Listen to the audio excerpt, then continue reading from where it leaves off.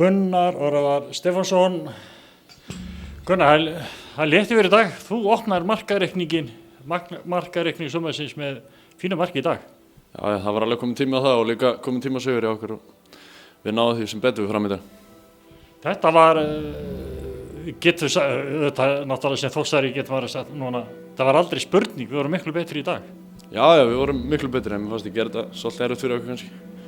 Það var svona smá harka í þessu en við tókum þetta en það er það sem að skipta máli. Já, menn voru algjörlega bæði lið, ætluðu að gefa allt í þetta. Algjörlega.